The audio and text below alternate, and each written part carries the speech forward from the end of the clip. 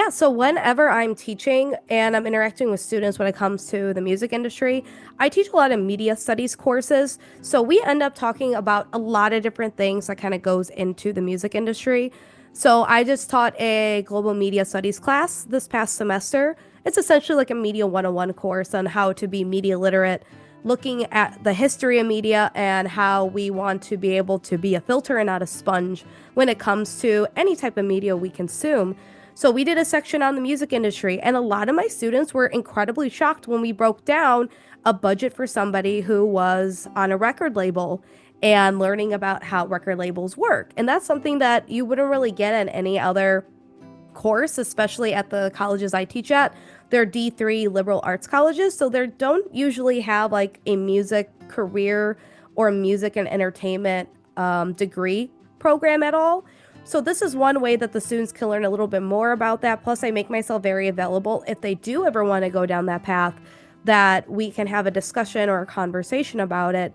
Same thing with radio, because I always tell people if you want to get into the music industry and you are a college student and there's a radio station on your college's campus and you are not involved in it, you are literally shooting yourself in the foot, because that is where I curated my whole media list and have had that really unlocked and have had so many great connections with people for the last decade. That is where it starts out, and that is a very easy mode of accessibility, especially if you think about it. You're paying for college, you're probably paying to be in a radio program, in a radio station, so you might as well reap the benefits that you're paying for by investing in yourself and taking a lot of those professional experiences away from it as well. I am also the faculty advisor for WRSE at Elmhurst University. Ironically enough, I did go back. We always go back to where we start eventually. When we do that, and I tell all of my students, this is where it's okay to mess up to a degree, of course. But this is a learning space. We can mentor you. We can do role play scenarios on how to work with managing other people, how to do conflict resolution, how to understand how we're picking currents, how we're programming, how we're setting things up. And those are also transferable skills, which ironically is a term I really hated for a long time, because I always felt that if you're going to go to school for something, you need to go 100% and really be in that sphere. The other thing that comes to mind as well, I teach different sections about press releases and PR. So I'll go over and show them examples of music press releases, for example, and say, this is how it's written, this is how you read it. Let's go over any questions that you have and how you may be able to attain something like this as well, and understand how to respond to people too. So there's a lot of transferable skills that I don't think a lot of people, especially again those who are in more of a traditional business mindset or a business entity, to what the music industry actually has in accessibility for people who are wanting to kind of be in both worlds. During undergrad, I was a first generation college student, so I didn't have anybody to really look up to really help guide me through the educational process. And it was very, very difficult and hard. My parents tried the best that they could to try to understand some of the different climate than they're used to, but it wasn't anything that ended up being super, super helpful for us in the end. And it wasn't until I got to my undergraduate institution where they had a really great first generation program. So they had a lot of really fantastic workshops for resume building, for help with grad work, for getting all these other first gen kids together and talking about our experiences and really helping us out. And it really equalized the playing field for myself and my peers as well, because without that, I would be so desperately behind in a lot of different ways, especially in just like formal business etiquette. You may not think that it is something that can be learned, but it is, because the way that we adapt and work, I was a barista for my entire time when I was in undergrad and a little bit when I was getting my master's degree as well. I had to learn how to not be really snappy and quick. I knew how to be really friendly, bubbly, and nice and pivot when there's high stress situations.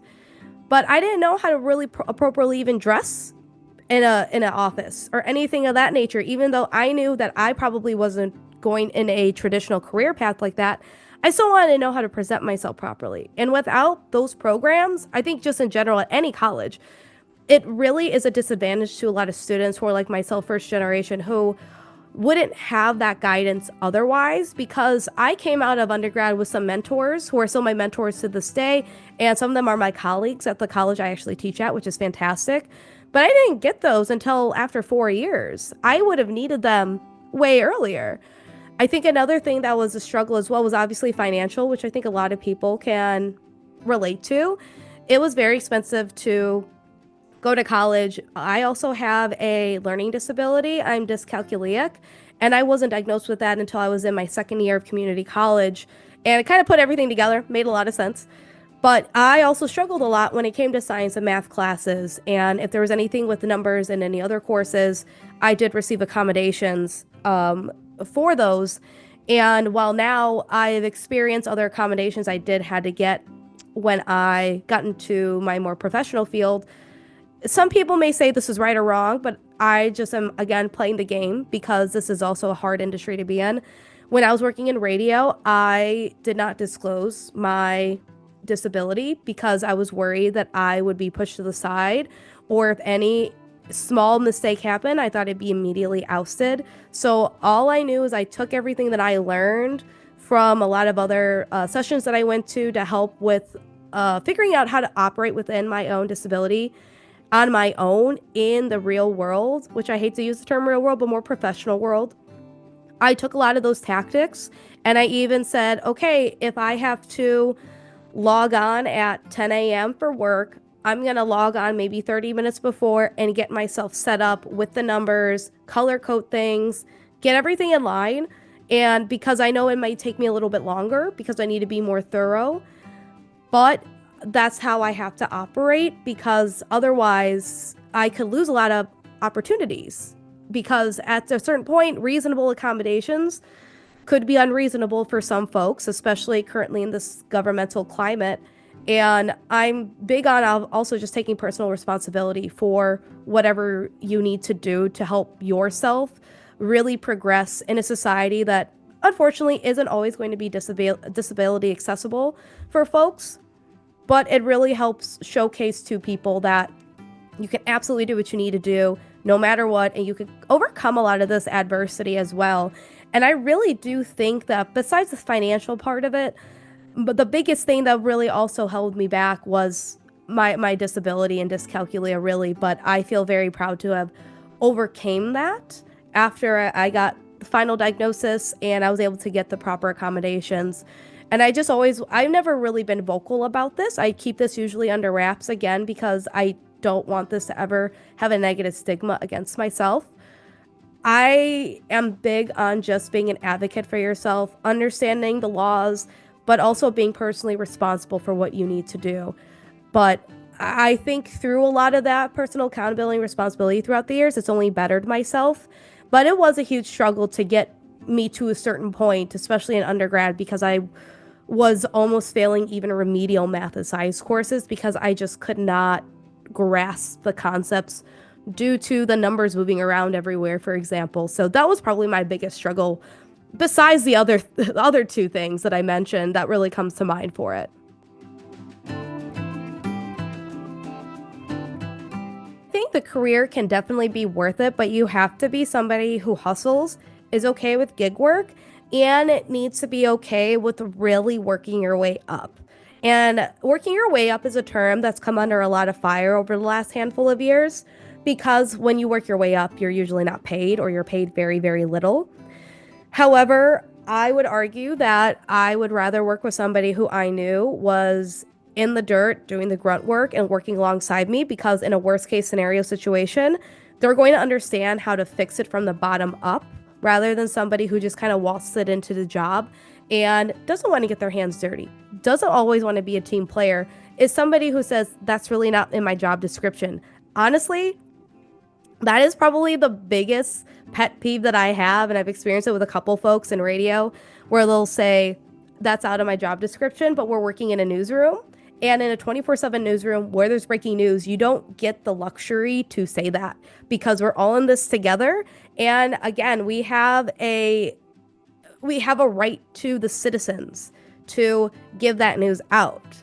And it's not a personal thing anymore. We're working for the people. We are not working for ourselves. And again, people can feel some type of way about it, but it is what it is. When it comes down to the music industry, it's so ever evolving and changing that I do very much feel you have to be super invested into it, but also have a backup plan. A lot of people that I know, including myself, I work part time in the industry, even though I sometimes do full time work and hours for it, because it doesn't really pay me that much.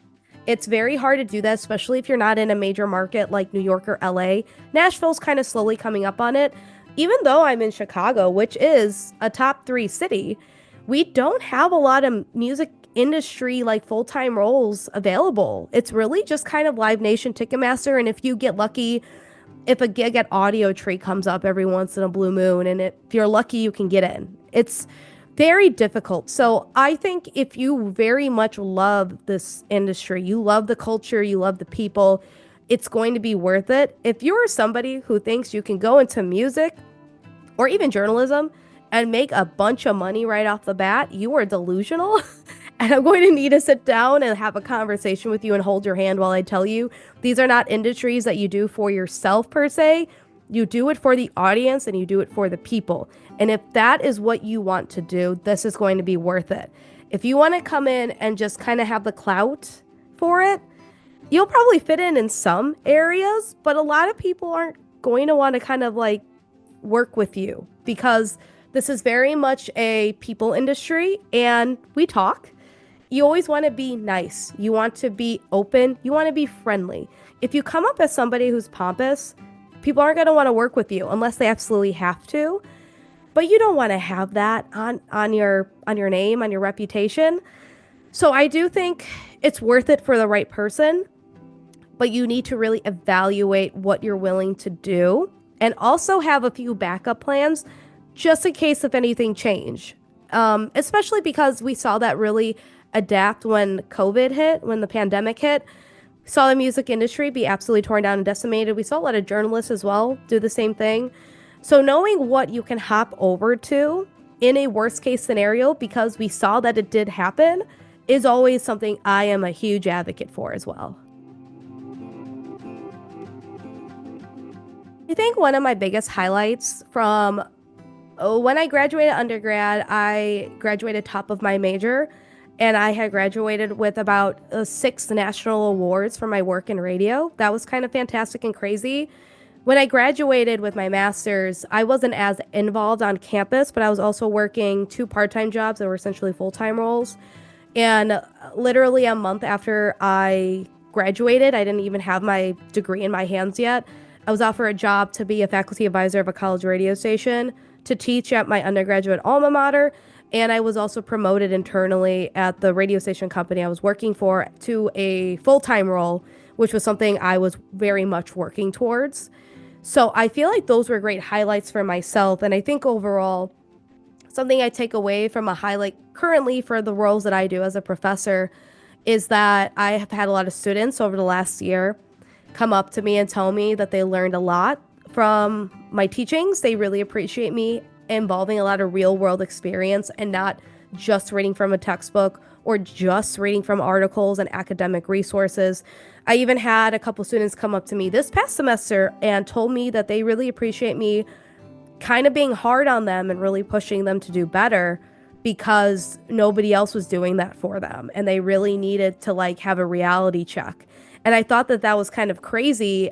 And it's not necessarily I was yelling at them, but it was like, you're going to fail. And if you're going to fail, it's going to be your fault. I'll work with you, but you need to get your together. I didn't say that to them, but that's basically what it was. So I think my big highlight there is that I've been able to actually make a really big and positive impact on my students' lives, which is also why I got my master's degree, because I did want to teach on the side when I was also working as well, because I want to be able to be a mentor and to give back to a lot of students. And I also have a couple mentor kids that I have who are also first generation as well. So I also really want to be there to help them because I didn't have that help really. I didn't have a direct source I could go to. So I want to be able to do that for a lot of my students too. Especially I do that for other folks too, even if they aren't in college. I will connect with them and try to help them out, usually in the music industry a little bit more so, and try to be that helpful assistant that I also really didn't have until a certain point. So I always want to give back is my biggest thing, and those are kind of my big highlights when it comes down to it. And for myself, a lot of my teaching contracts are ending, so I am kind of on the job hunt. But I'm very open to going into like a marketing manager role, whether it be for like a beverage alcohol company, anywhere in the music industry, of course.